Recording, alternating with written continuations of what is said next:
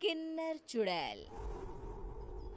गोरखपुर नाम का एक गांव हुआ करता था। उस गांव में ज्यादा लोग नहीं रहते थे।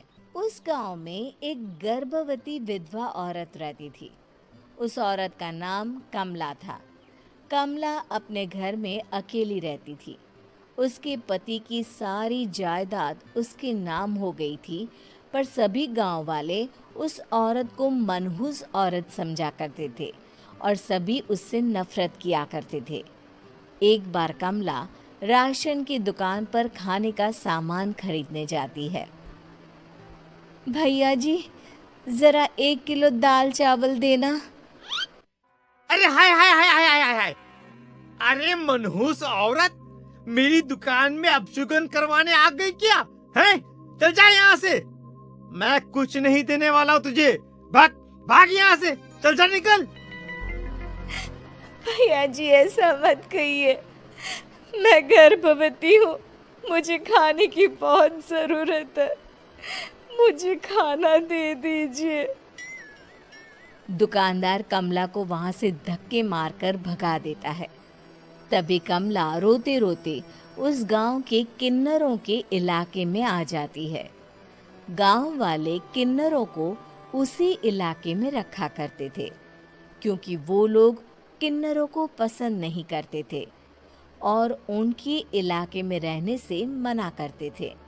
तो किन्नरों ने उसी गांव में अपना एक इलाका बना लिया था। जब किन्नर लोग देखते हैं कि एक गर्भवती महिला रोते रोते उनके इलाके में आ गई है, तो सारे किन्नर कमला के पास जाकर उसका हाल पूछने लग जाता है। देखते ही देखते शक्ति बड़ी होने लगती है। उसके रंग रूप बहुत सुंदर थे। वो बहुत सुंदर किन्नर दिखती है।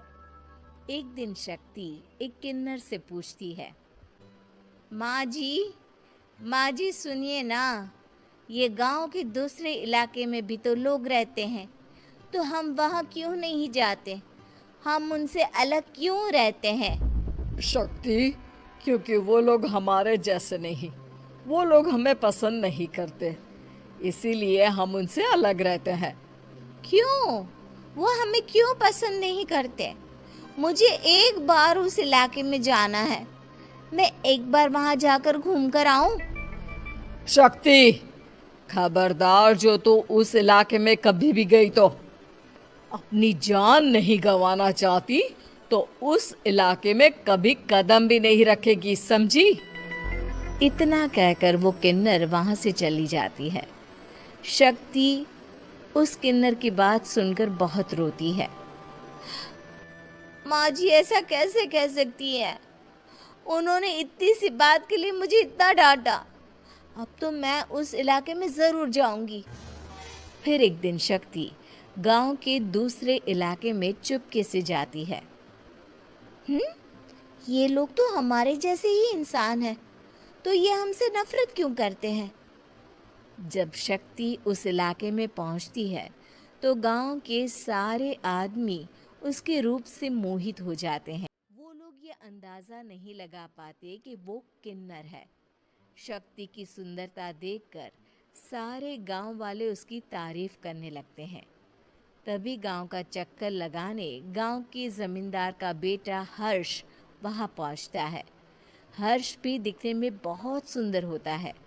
जब हर्ष ने शक्ति को देखा तो वो भी उससे मोहित हो गया, और जब शक्ति की नज़र हर्ष पर पड़ी तो वो हर्ष को देखकर मोहित हो गई। आपको पहले कभी इस गांव में देखा नहीं। इस गांव में आप नए हैं क्या? जी नहीं, वो मैं बस तभी शक्ति बोलते बोलते रुक जाती है और मन में सोचने लगती है, अगर मैंने इनको बता दिया कि मैं दूसरे इलाके से आई हूँ तो वो समझ जाएंगे कि मैं किन्नर हूँ, इसलिए मुझे इनसे झूठ ही बोलना पड़ेगा। शक्ति हर्ष को कहती है, जी हाँ, मैं इस गांव में नई आई हूँ, यहाँ अकेली रहती हूँ। वैसे आप कौन है? आप भी इसी गांव में रहते हैं? जी हाँ, मैं इस गांव के जमींदार का बेटा हूँ। आपको किसी भी चीज की जरूरत पड़े तो आप मुझे बता देना, मुझे अच्छा लगेगा। ऐसे ही शक्ति और हर्ष एक दूसरे से रोज मिलने लगते। वो दोनों अपने प्यार का इजहार करने एक दूसरे से मिलने जाते हैं। तभी शक्ति का पीछा करते करते एक किन्नर वहां आ जाती है। शक्ति, शक्ति, मैं तुमसे बहुत प्यार करता हूँ। मैं तुमसे शादी करना चाहता हूँ। क्या क्या तुम मुझसे शादी करोगी? हाँ हर्ष, मैं तुमसे शादी करूंगी, पर मैं तुमको अपने बारे में एक सच्चाई बताना चाहती हूँ जो मैंने तुमसे छुपा कर रखी है। तभी उनके बीच में ही वो किन्नर आ जाती है। शक्ति, तेरी हिम्मत कैसे हुई ऐसा करने की? वो किन्नर शक्ति को खींचकर गांव के जमींदार के पास ले जाती है। हर्ष भी वहां शक्ति को बचाने के लिए पहुंच जाता है। जमींदार शक्ति और हर्ष के प्यार के बारे में सुनकर गुस्से में आ जाता है और शक्ति को गांव के बाहर निकालने की सजा देता है। शक्ति ये बात सहन नहीं कर पाती और कुएं में कूदकर अपनी जान दे देती है। जमींदार हर्ष की शादी गांव की एक लड़की से करवा देता है, पर हर्ष इस शादी से खुश नहीं होता। शक्ति अपना बदला लेने के लिए मरने के बाद किन्नर चुड़ैल बन जाती है। अब मैं इन गांव वालों को नहीं छोड़ूंगी। अब इनसे मैं अपने प्यार का बदला लूंगी। किन्नर चुड़ैल गांव वालों को परेशान करना शुरू कर देती है। एक बार वो रात को गांव के खेतों में पहुंच जाती है और वहां आग लगा देती है। सारी फसल जल के राख हो जाती है। जब एक आदमी रात को उठकर देखता है कि खेत में आग लग गई है तो वो वहां पहुंच जाता है। वो देखता है कि खेतों के बीचों बीच एक किन्नर चुड़ैल खड़ी है और वहां खड़े होकर ताली बजा रही है। गांव वाला किन्नर चुड़ैल को देखकर बेहोश हो जाता है। जब सुबह उस आदमी को होश आता है तो वो सीधा जमींदार के पास जाता है। अरे जमींदार साहब, अरे वो किन्नर चुड़ैल ने मेरी सारी फसल जला दी। अब मैं क्या करूंगा? क्या होगा मेरा? जमींदार चुड़ैल किन्नर का नाम सुनते ही सब कुछ समझ जाता है। अब वो बहुत डर जाता है। उसी रात को जब जमींदार डर के मारे अपने कमरे में सो नहीं पाता, तभी वहां अचानक से किन्नर चुड़ैल आ जाती है। किन्नर चुड़ैल जोर जोर से जमींदार के आगे खड़ी होकर हंसने लगती है और ताली बजाने लगती है। जमींदार उस डरावनी किन्नर चुड़ैल को देखकर बहुत डर जाता है।